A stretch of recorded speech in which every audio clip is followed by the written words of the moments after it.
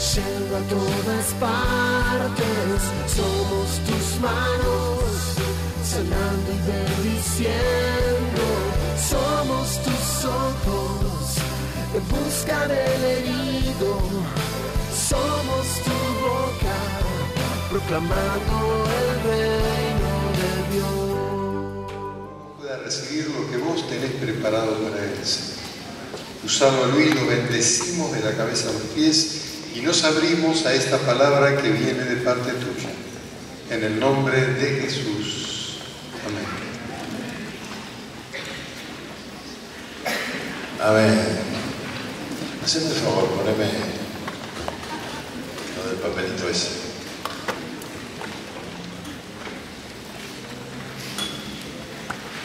Quisiera reafirmar algunos de los conceptos de esta mañana. La fe es actuar sobre la palabra de Dios. Dios lo dice, yo lo creo. ¿Cuántos dicen amén? La que sigue, por favor. La fe es simple y se basa en lo que la palabra de Dios dice y no en lo que nosotros sentimos o pensamos. La última. Debemos sujetar la mente a la palabra y no la palabra a la mente.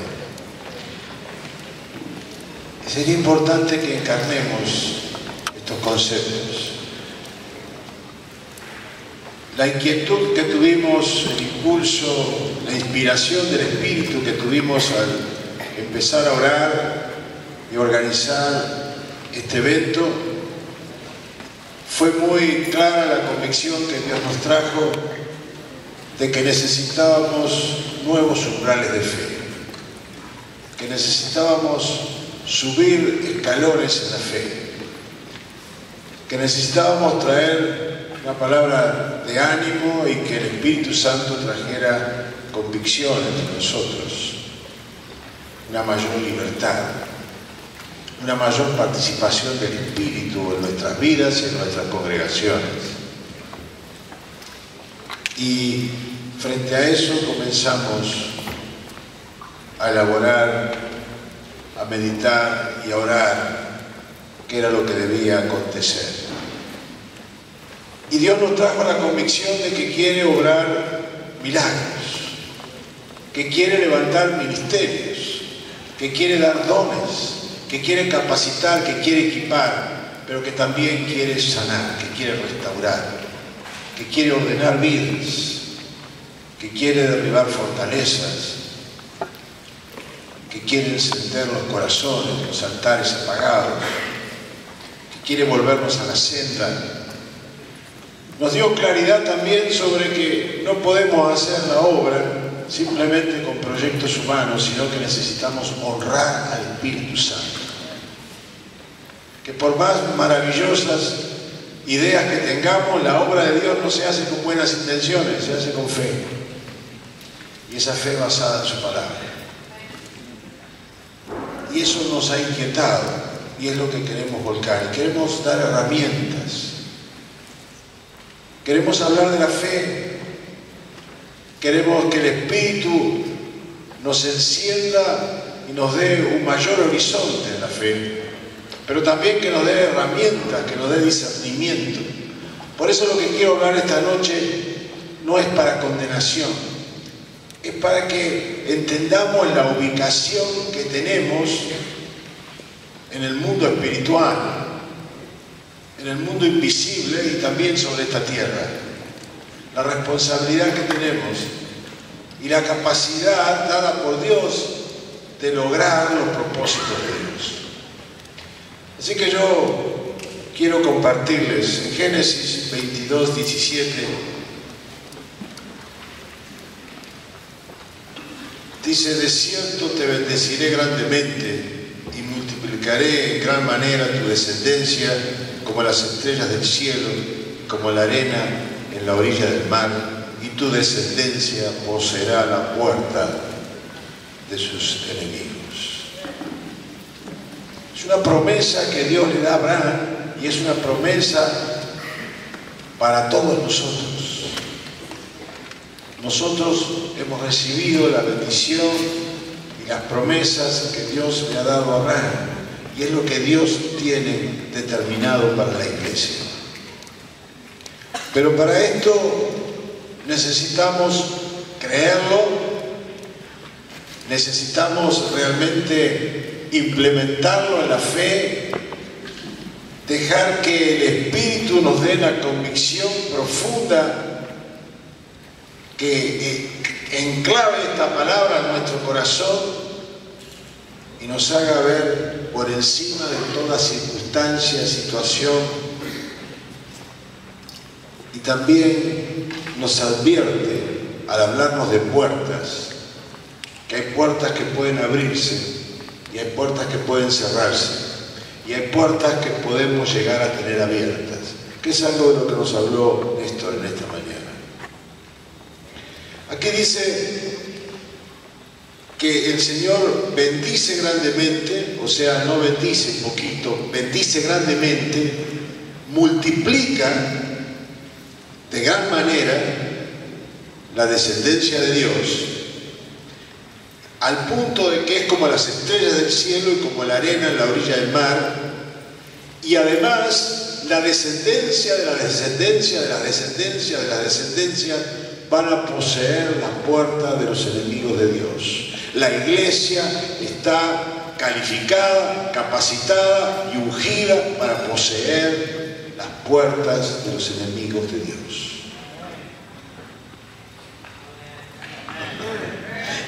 Las puertas en la Biblia son un lugar de mucha importancia. En el Antiguo Testamento las puertas aparecen mencionadas muchísimas veces. Las puertas de una ciudad, las puertas que estaban en las murallas, era donde funcionaba todo el consejo de los ancianos, en el caso de Israel. Era el lugar donde se tomaban las principales decisiones, era un lugar de gobierno. Ahí las cosas importantes se trataban en las puertas de la ciudad. El futuro de la nación se trataba en las puertas de la ciudad. Los problemas, las dificultades, los juicios, las situaciones importantes de las familias, de los individuos, se juzgaban y se trataban en la puerta de la ciudad, al punto tal que en caso de los hijos rebeldes eran llevados a las puertas de la ciudad para ser juzgados por los ancianos, y aún en algunos casos de aquellos que eran rebeldes a Dios eran apedreados en la puerta de la ciudad. Vemos que las puertas de la ciudad tienen una importancia fundamental.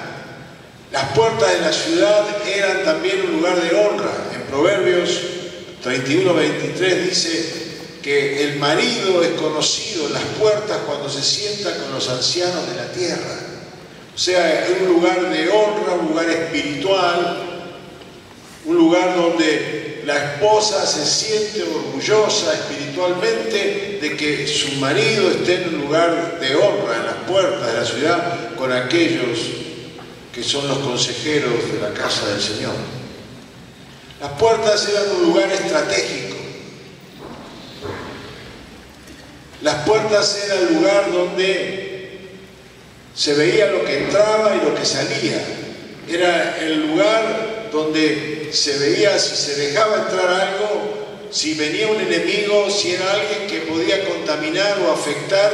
En las puertas se impedía el paso o se daba el paso. O sea que de alguna manera podemos decir que las puertas de la ciudad eran un lugar de asiento de autoridad. El que poseía las puertas poseía la ciudad. La confrontación eran las puertas. Nosotros vemos en Génesis 28, versículo del 17 al 23, que dice: tu descendencia poseerá las puertas de los enemigos, había dicho el Señor. Y en Génesis vemos un relato que nos habla de una visión que tuvo Jacob. Él tuvo un sueño después que se había ido de su casa, y aquí que había, el sueño dice, había una escalera apoyada en la tierra cuyo extremo superior alcanzaba hasta el cielo. He aquí los ángeles de Dios subían y bajaban por ella. Entonces él dijo: cuán importante es este lugar. Esto no es más que la casa de Dios. Esta es la puerta del cielo.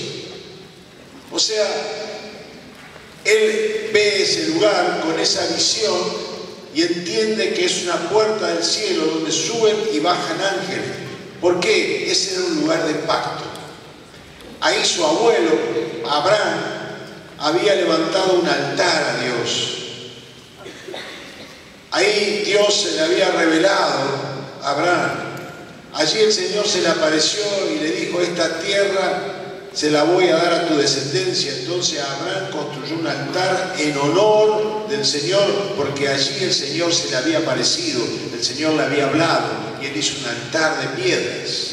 En ese lugar donde él ve esa visión, es un lugar que es puerta del cielo, declara él. ¿Por qué? Porque en ese lugar hay un derecho legal de Dios.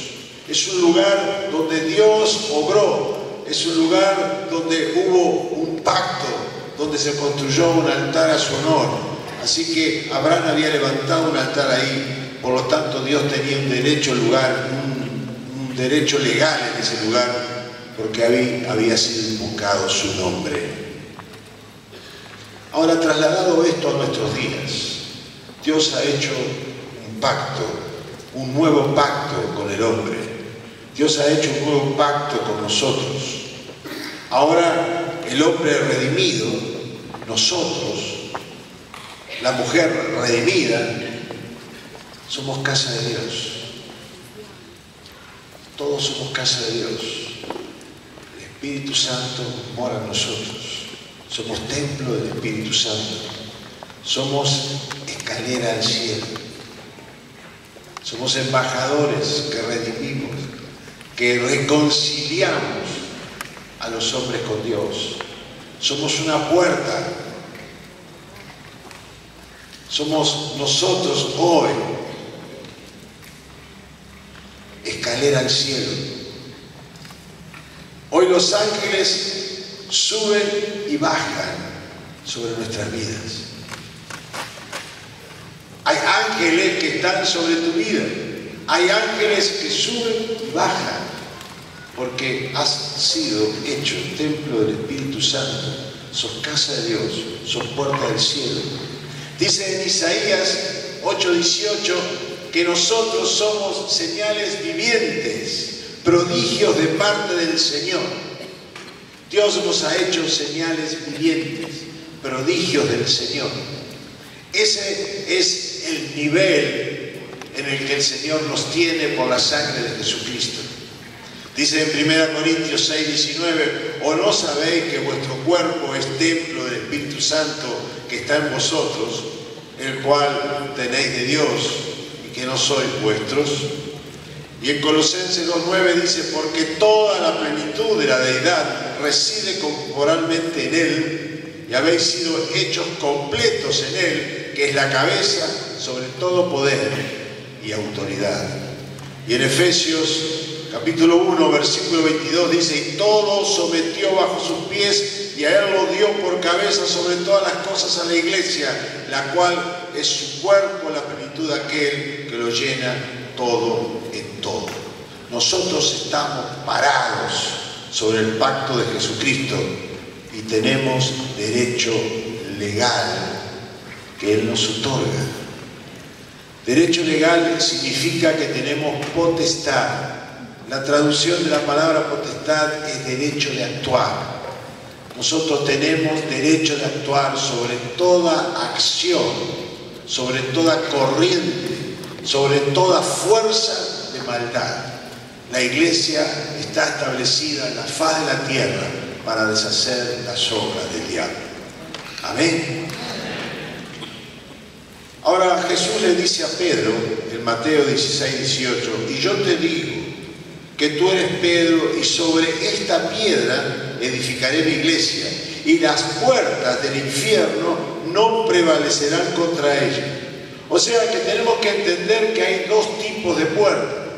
Hay una puerta que tiene que ver con la iglesia, hay una puerta que tiene que ver con nuestra vida, hay una puerta que tiene que ver con esa escalera al cielo, pero hay una puerta también que tiene que ver con el infierno. Aquí se mencionan las dos entradas o aberturas. Y esta a la que se refiere el Señor tiene que ver con esas aberturas por donde los demonios entran y salen a su antojo.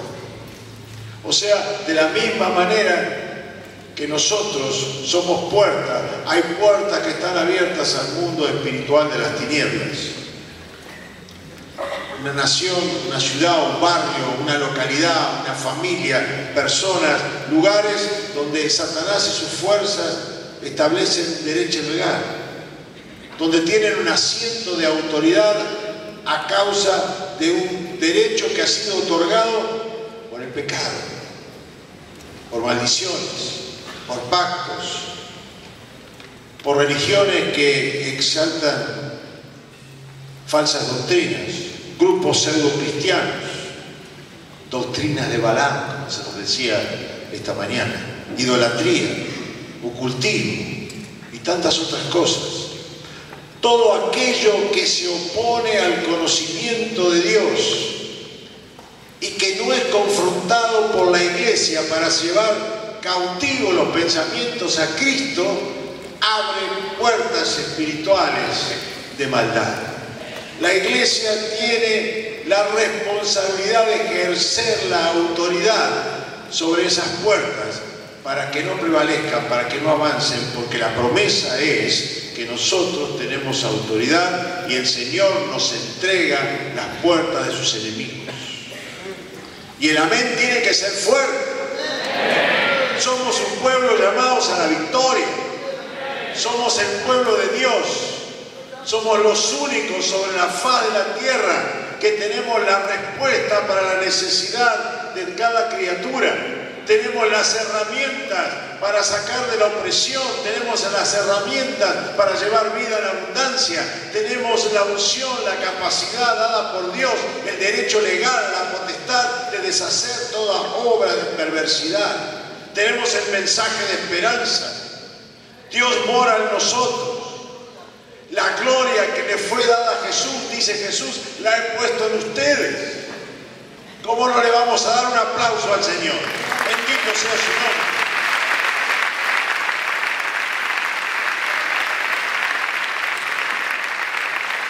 Tenemos la responsabilidad de confrontar los santos regionales, los gauchitos Gil que andan sueltos por ahí, los santos patrones. Tenemos que confrontar con la verdad, con la palabra del Señor, ejerciendo fe, todos aquellos que creen en la misa para los muertos, que le oran a sus parientes muertos para que los ayuden, que se está haciendo tan popular a través de la iglesia oficial, pidiendo fuerza o ayuda, los manos santas, las vírgenes y sus apariciones mentirosas y demoníacas, todos aquellos principados de violencia que se levantan en nuestros barrios, en nuestras ciudades, en nuestros pueblos. Tenemos la responsabilidad de confrontarlos en el mundo espiritual. Nosotros tenemos que ganar el cielo, primero en el cielo para que se produzca en la tierra.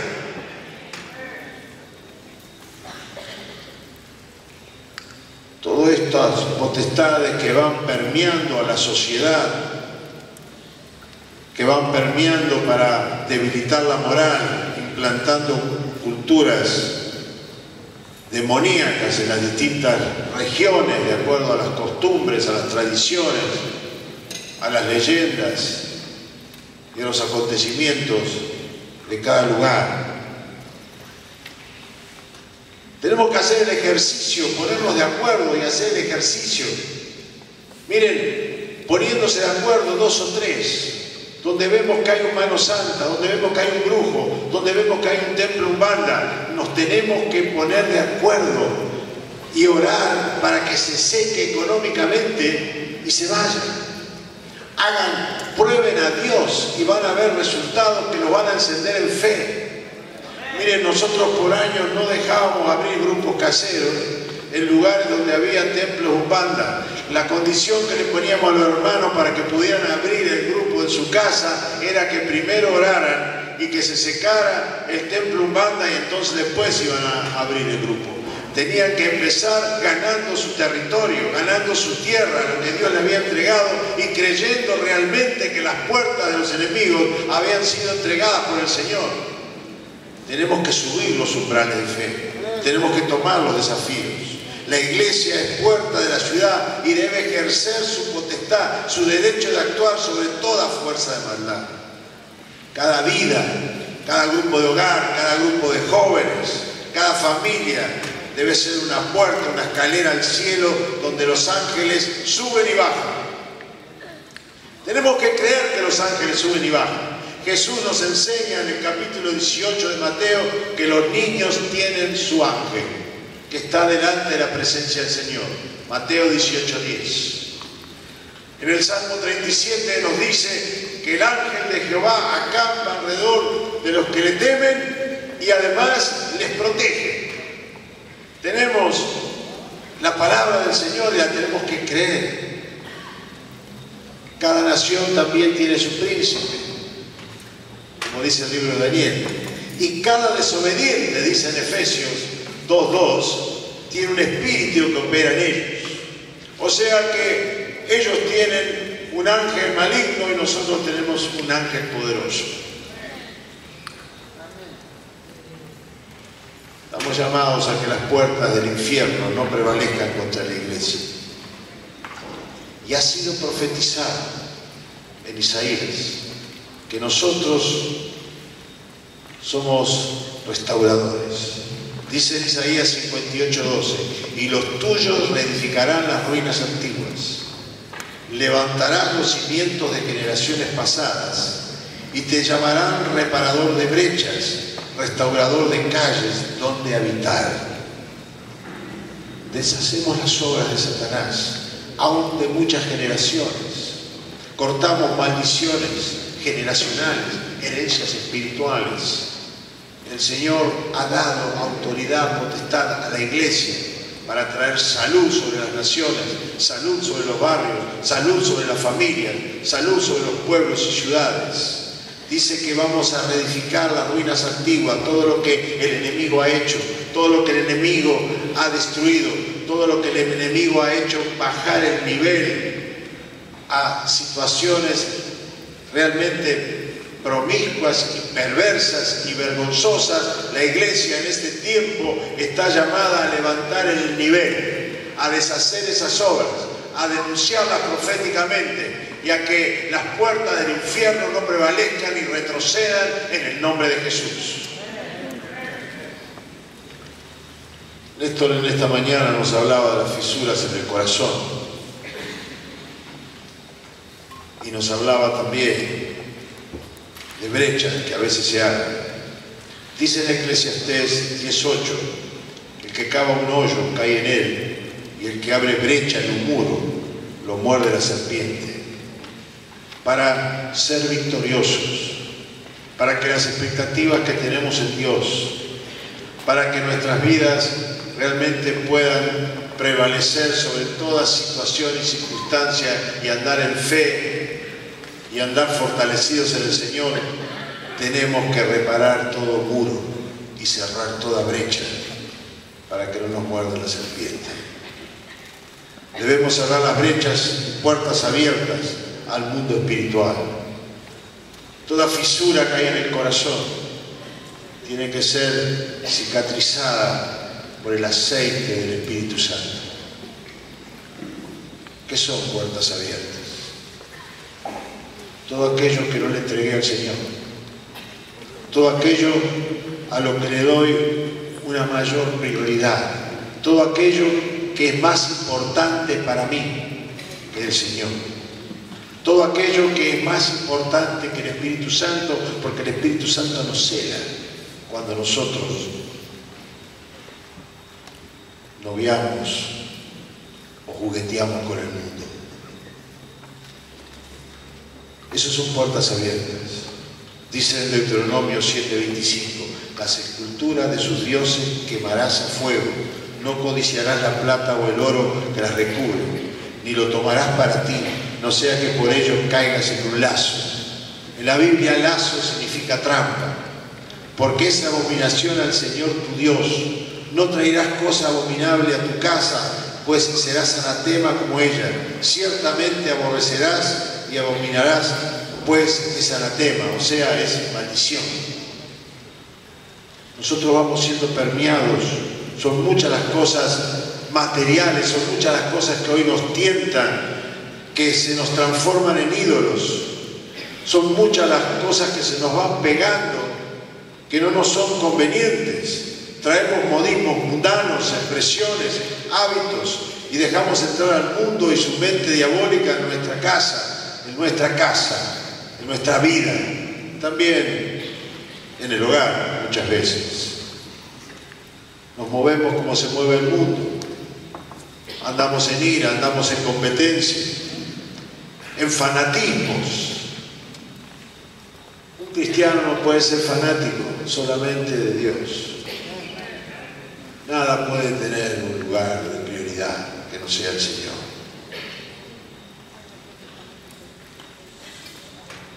Ni siquiera el equipo de fútbol,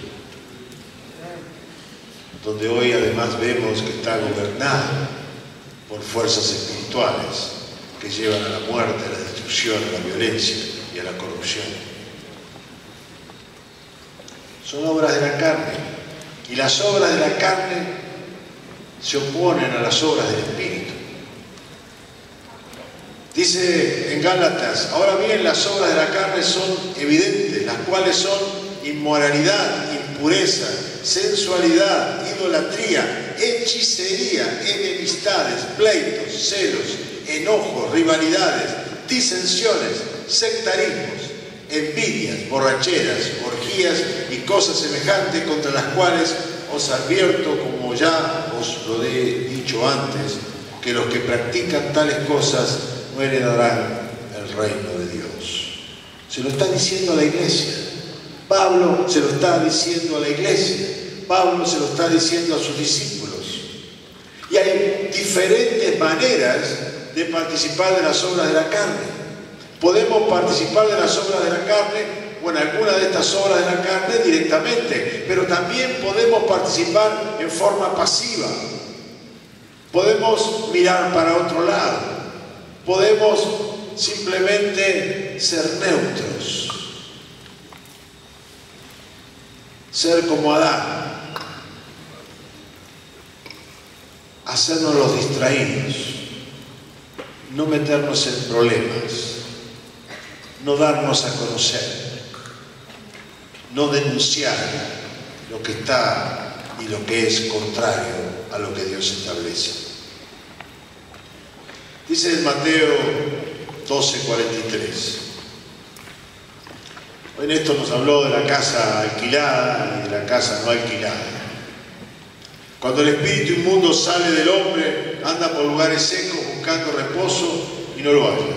Entonces dice: volveré a mi casa de donde salí, y cuando llega la halla desocupada, barrida y adornada. Va entonces y toma consigo otros 7 espíritus más depravados que él, y entrando moran allí, y el estado final de aquel hombre resulta peor que el primero. Así también será con esta generación perversa.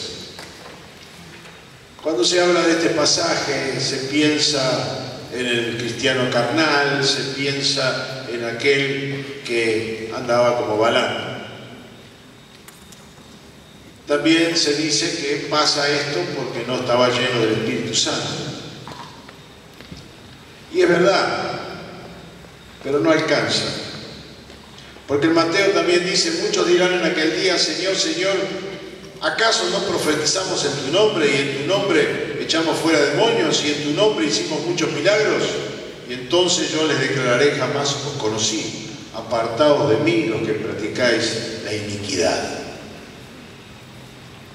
O sea, eran personas que se movían en el poder de Dios, que tenían el Espíritu Santo. La iniquidad es el efecto del pecado generacional. La iniquidad es practicar la injusticia, la maledicencia, perversidades. La iniquidad es aquello que está incorporado, heredado, que no fue renunciado.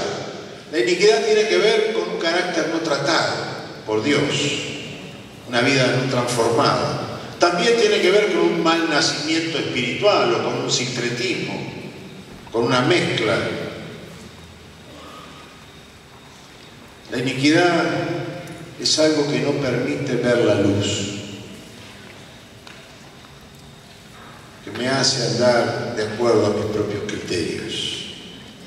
Y en Romanos 11:8 dice que el Señor les dio un espíritu de estupor, ojos que no ven y oídos que no oyen, hasta el día de hoy. Cuando una generación peca, la otra recibe la iniquidad. Por eso el Señor nos habla en 1 Pedro 1:18 de que tenemos que renunciar a la vana manera de vivir que hemos heredado. Porque una libertad en una generación es un desorden mayor en la otra. Y Dios está volviendo a traer a la iglesia, encarrilando nuevamente a la iglesia en aquellas cosas que reveló desde el principio, para que la iglesia sea santa, sin mancha, sin arruga, ni cosa semejante, y levante un testimonio poderoso en el nombre de Jesús. Nuestro espíritu es el que alberga al Espíritu Santo. Ahí es donde el Señor gobierna. Y en la medida que el Espíritu gobierna al alma y al cuerpo, andamos bien. Cuando no es así, cuando nos movemos de acuerdo a los pensamientos y a los impulsos y deseos de nuestras propias pasiones, que vendría a ser la concupiscencia, tenemos puertas abiertas. Los deseos de la carne son contra los del espíritu. Y vivimos una experiencia espiritual que se limita a eso, a una experiencia, al toque de Dios. Porque estoy en esta situación donde realmente no hay un gobierno del Señor sobre mi vida, donde el Espíritu Santo no es el que gobierna, junto con mi espíritu, tomando control y sujetando mis pensamientos y mis deseos y mis impulsos naturales. Entonces vengo a la reunión o me encuentro con el hermano con el cual tengo comunión, con el que forma mi vida, y hago lo que dice el Mateo: barro la casa,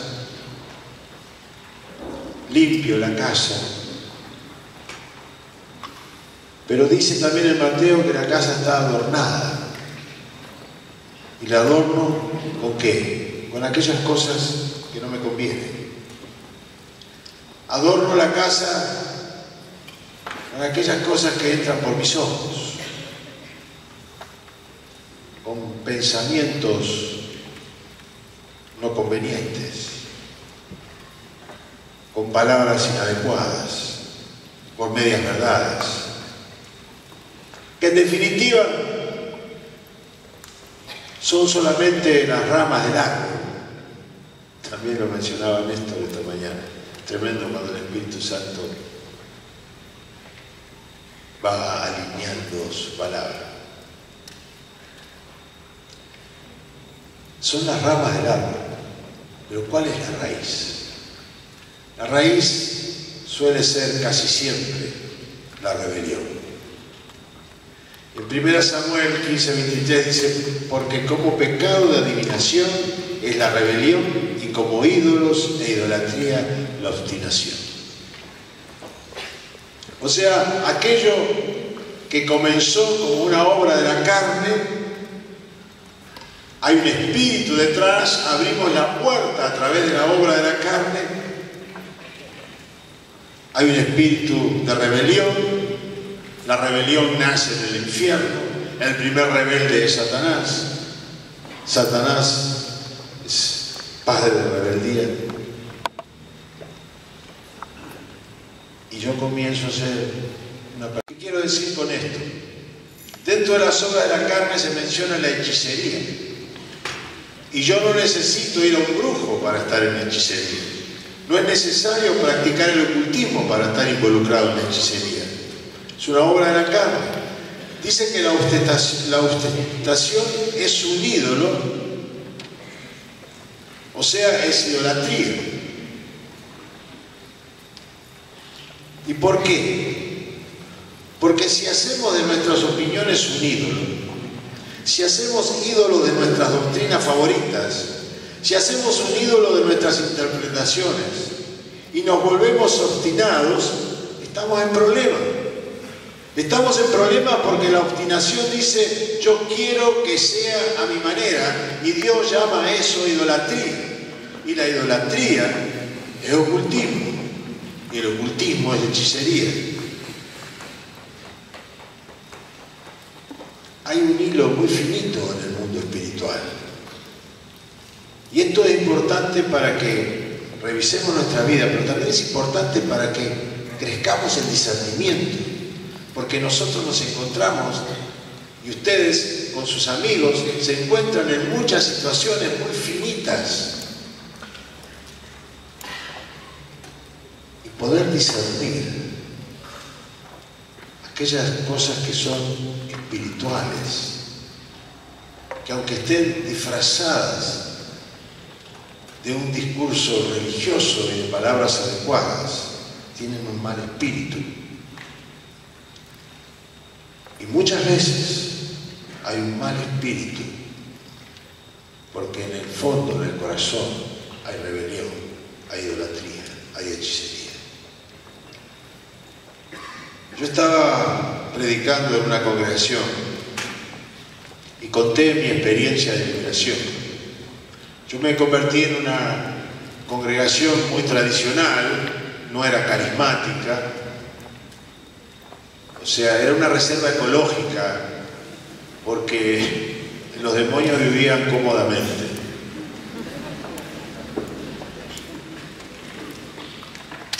Y resulta que con mi esposa tuvimos una conversión muy radical. Nosotros estábamos fuera de foco en ese lugar. Entendíamos y vivíamos cosas que nadie entendía. Y explicábamos cosas que ellos no aceptaban. Y éramos recién convertidos. Yo empecé a tener el problema por mi militancia política y por la violencia en la que Dios me había rescatado, que cada vez que me acostaba a dormir sentía que alguien se me paraba en el pecho y me empezaba a ahorcar, y yo me empezaba a ahogar y no podía respirar, hasta que podía llegar a mencionar el nombre de Jesús y reaccionaba. Ni mi esposa me veía. Hay esposas ustedes, pero ahora creen.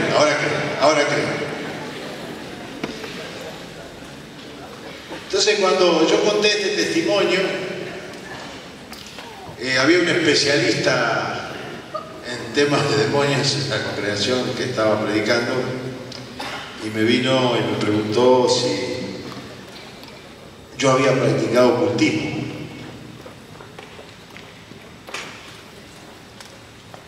Yo le dije, mirá, yo era ateo, yo era marxista-leninista, le digo. Yo estaba con el materialismo dialéctico, no creía en nada. Para mí era todo un mito. Dice, entonces, lo que a vos te pasaba no puede ser, porque eso le pasa solamente a los que anduvieron en brujería. Bueno, él estaba equivocado, porque la obstinación dice, yo quiero que sea a mi manera, porque como pecado la adivinación es la rebelión, y como ídolos de idolatría la obstinación. O sea, yo era un rebelde, yo promocionaba revolución. O sea que el pecado mío era la adivinación, y también era obstinado en aquella. Tenía una fortaleza ideológica que tenía que ser renunciada en el nombre de Jesús. Entonces, lo que yo tenía era una manifestación de brujería. Él no estaba equivocado en eso. Por eso cuento para que veamos lo finito que es el mundo espiritual y cómo cuando nos salimos de la palabra del Señor y cuando no dejamos que el Espíritu Santo tome gobierno sobre nuestras vidas, estamos arriesgando todo nuestro ser. La fortaleza ideológica es igual que la fortaleza religiosa. Nos traba de la misma manera. Cuando comienzo a ser renovado en el Espíritu y Dios nos bautiza soberanamente sin que nadie nos ministre y sin saber lo que era el bautismo del Espíritu Santo a mi esposa y a mí, yo tenía graves problemas frente a las cosas que Dios me revelaba, porque también tenía una fortaleza religiosa de lo que había recibido en la denominación. Tuve que renunciar a lo que había recibido de la denominación. El tema de renunciar y de limpiarlo plenamente es muy importante, porque toda fortaleza nos impide llevar los conocimientos, llevar los pensamientos cautivos a Cristo y ser libres totalmente. Si venís del catolicismo tenés que renunciar. Si venís de una denominación tenés que renunciar, porque ahora sos cristiano. No tenés bandera. Ahora sos de Cristo. Tenés que librarte de todo peso que te impida la carrera. Pero volviendo a lo de la casa vacía, porque todo este tipo de cosas, todo este tipo de criterios, todo lo que recibimos de doctrina de hombres, no es más que una imitación carnal del reino. El reino es mucho más simple. Jesús enseñó de una manera simple. Y lo que quiso fue que le creyéramos.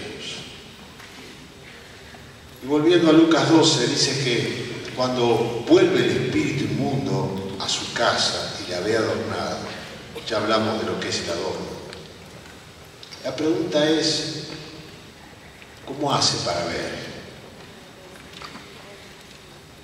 Néstor hoy nos explicó que el espíritu inmundo ve dentro de nuestro corazón si hay cosas que no están bien, porque cada cosa que no está bien a él le abre una puerta, es un derecho legal donde puede obrar en el nivel del alma o de donde ustedes quieran, porque ese es otro tema.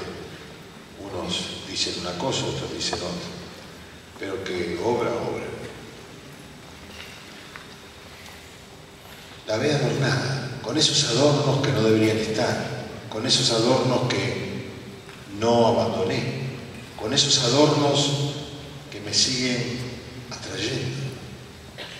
Un hermano me venía siempre a pedir que orara por él para dejar de fumar, y yo le oraba todos los domingos para que dejara de fumar.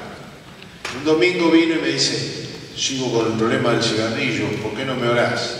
Digo, mira, el problema del cigarrillo tuyo es que a vos el cigarrillo te encanta. Sí, me encanta. Entonces dejate de bromar. Digo, arreglate con el Señor y ponete las pilas y no fumes más. No fue muy espiritual, se lo dije enojado, pero no fumó más.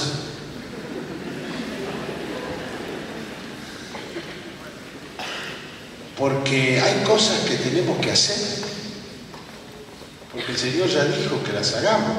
Y la fe obra cuando las hacemos, cuando damos el paso y en el poder. No vamos a sentir primero. Primero actuamos en fe y después sentimos. Así que el problema es que si está la puerta abierta, van a ver los adornos. Si hay una casa, si hay una vida, que nadie cuida la puerta, va a poder ser visitada esa casa. Si no hay ángeles acampando porque no le temo a Dios, la puerta está abierta. Si no hay temor de Dios, la puerta está abierta.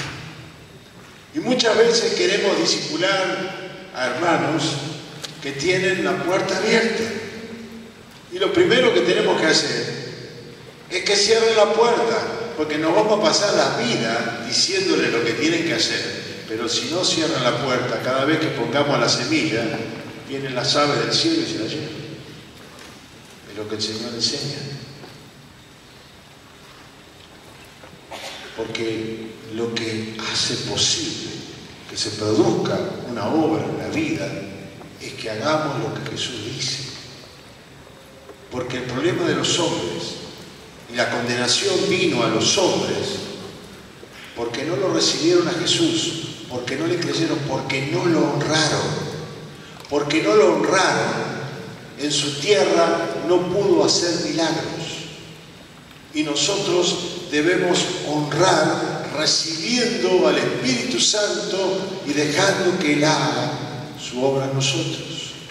Tenemos que tener la expectativa de que Él quiere hacer más de lo que nosotros creemos que es posible que sea hecho.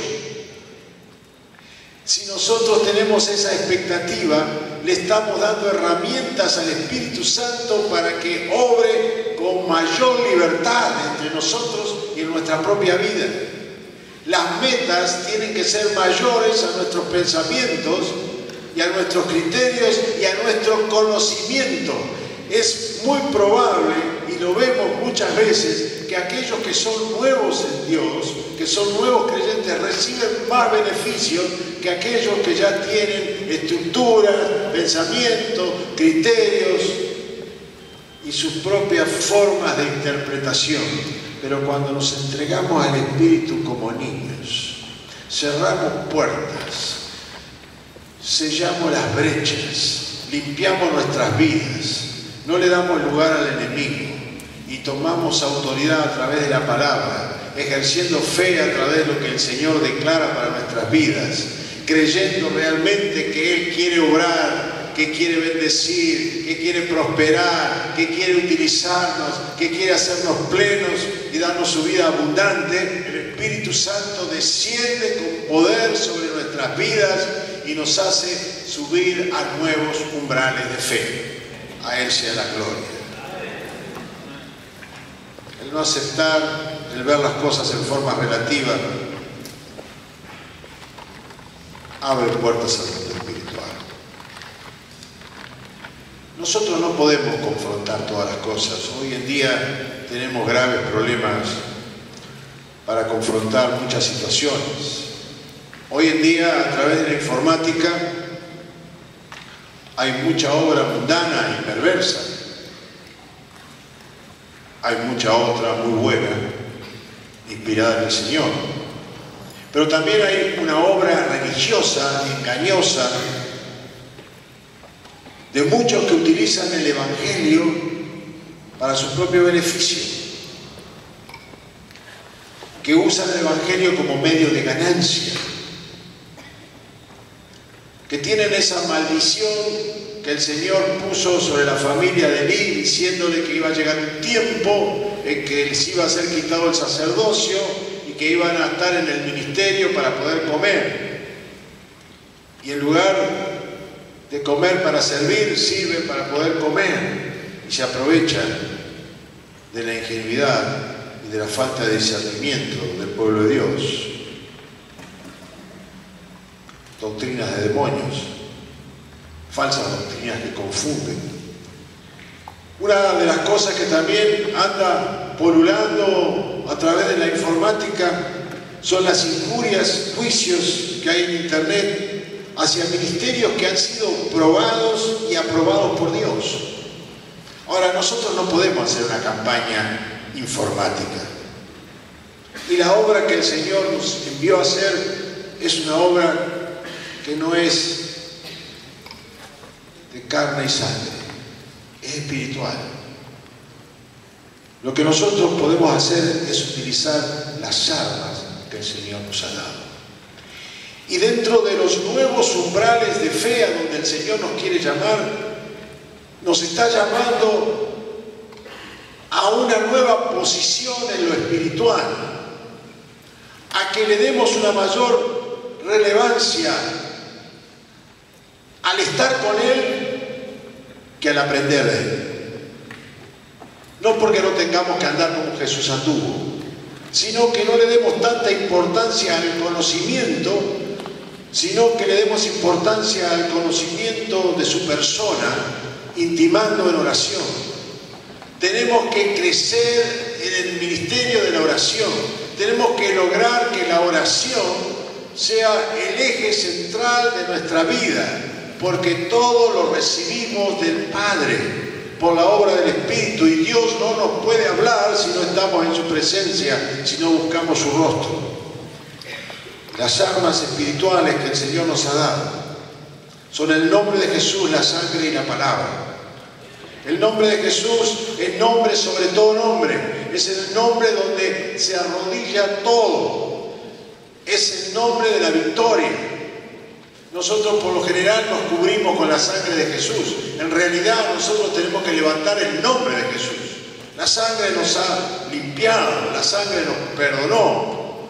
Fuimos perdonados de una vez y para siempre. De una vez y para siempre. Lo que hacemos ahora es limpiarnos con la sangre, pero nosotros ya fuimos perdonados de una vez y para siempre. Eso hace la sangre. Pero cuando nosotros levantamos el escudo de la fe, lo levantamos en el nombre de Jesús, que es nombre de guerra. Y ejercemos la fe con la palabra y declaramos lo que la palabra dice frente a todo lo que el enemigo nos quiere hacer creer, frente a lo que el mundo nos quiere hacer creer, y frente a lo que las circunstancias nos quieren hacer ver, y frente a lo que sentimos y pensamos. Levantamos su palabra para la victoria. Pero para esto necesitamos plataformas donde utilizar esas armas. Y una de las plataformas principales es la oración. Nosotros tenemos que ejercer la oración realmente con un compromiso mayor. Pero no cualquier tipo de oración. Oraciones con propósito. Oraciones que tengan que ver con el corazón de Dios, no con nuestros deseos humanos. Oraciones que nos lleven a desafío, oraciones ambiciosas en lo espiritual. Tenemos que pedirle cosas al Señor y ponernos delante de Él y reclamar aquellas cosas que están en la palabra y que pareciese que fueran para otro tiempo y para otro nivel y estatura, y pedirlas para nosotros, ejerciendo fe. Otra plataforma es la predicación. Debemos predicar, debemos proclamar, debemos darnos a conocer con nuestras conductas y también con nuestras palabras. La alabanza es un arma de victoria y es una plataforma para utilizar el nombre, para utilizar la palabra y para declarar lo que el Señor hizo a través de su sangre. Y somos renovados, somos fortalecidos, somos animados, somos llenos de gozo, viene paso en nuestras vidas. Y el testimonio. Tenemos que comenzar a ser un pueblo que testifica de la obra que Dios ha hecho en nuestras vidas y de lo que hace permanentemente. Testimonios de victoria, testimonios que le den gloria a Él. ¿Por qué? En Apocalipsis dice que el dragón, la serpiente antigua, fue vencida por la sangre del Cordero y por el testimonio de los hijos de Dios. Nosotros tenemos que utilizar estas plataformas si queremos realmente ser puerta del cielo. Seamos fieles al Señor. No solamente limpiemos la casa, no solamente limpiemos nuestra vida, también ejerzamos autoridad en sus puertas, desalojando y no dejando entrar lo impuro ni lo pecaminoso. Seamos realmente en nuestra comunión, seamos realmente amigos. Miren, entre los jóvenes muchas veces se da de que tenemos amigos que empiezan a flaquear, tenemos amigos que empiezan a desviarse del camino, que se debilitan y nosotros, porque son nuestros amigos, los apañamos, los acompañamos, estamos cerca de ellos, tratamos de mostrarles el amor de Dios y de no acusarlos. Tenemos que declarar la verdad, tenemos que declarar la palabra del Señor, tenemos que profetizarles, tenemos que recordarles, tenemos que hacer memoria de lo que Dios obró en sus vidas, de lo que ustedes han visto sobre las vidas de ellos que Dios ha hecho, para que realmente todo aquello que les embota el entendimiento, todo aquello que los está confundiendo, toda puerta que se abrió pueda ser cerrada en el nombre de Jesús. Eso es ser amigos. Tenemos que reparar el muro. Y para reparar los muros tenemos que ir sobre toda falta de perdón. Tenemos que ir sobre la religiosidad, sobre las estructuras, sobre los paradigmas, sobre la amargura, sobre los temores, sobre la aflicción. Porque nada de esto viene de Dios. Tenemos que sanarnos en nuestros hogares, ponernos a cuenta. Tenemos que honrar a todos.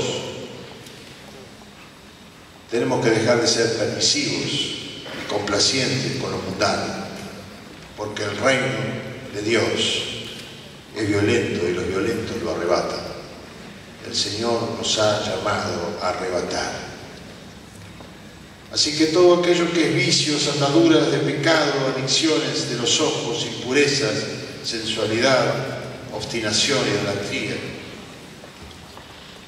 herencias, soberbia, celos, orgullo, familiar o espiritual o religioso, herencias de iniquidad, hasta la tercera y cuarta generación, autocomplacencia, solo aquello que me agrada, la pereza, la pasividad, el materialismo que ha entrado tan fuerte. Tenemos que cerrar las puertas. ¿Por qué? Porque nosotros somos los que estamos para cuidar esas puertas. Porque el Señor nos dice, de cierto te bendeciré grandemente, te multiplicaré en gran manera, tu descendencia como las estrellas del cielo y como la arena en la orilla del mar, y tu descendencia poseerá la puerta de los enemigos.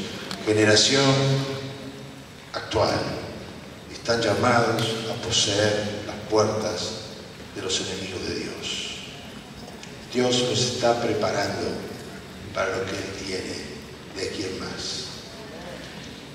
No hay posibilidad de no hacerlo.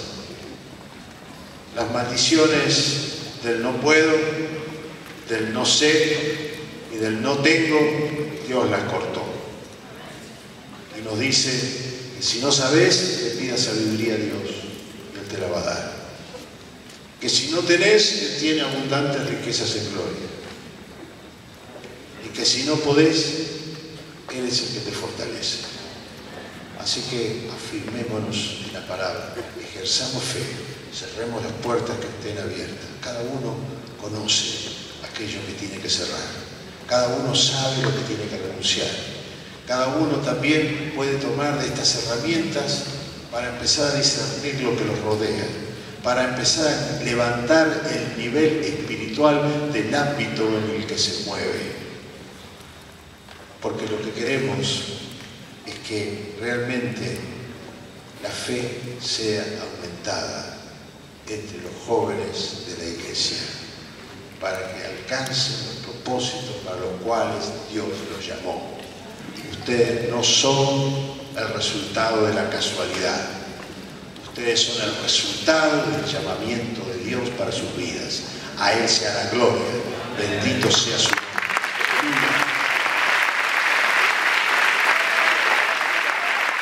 Aleluya. Gracias, Señor, por esta generación.